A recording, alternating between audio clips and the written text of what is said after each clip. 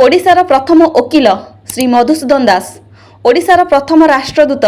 ललाटेन्दु मानसिंह, ओडिशार प्रथम आत्मजीवनी लेखक फकीर मोहन सेनापति,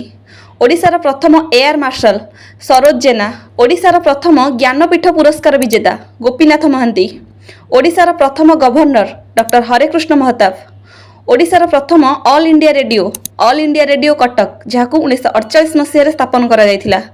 ओडिशार प्रथम केंद्र मंत्री डॉक्टर हरेकृष्ण महताब,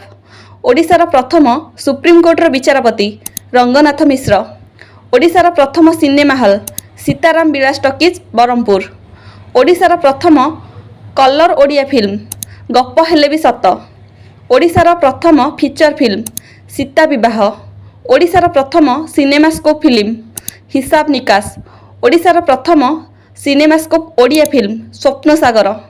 ओडिशार प्रथम silver jubilee hit Odia film पूजा।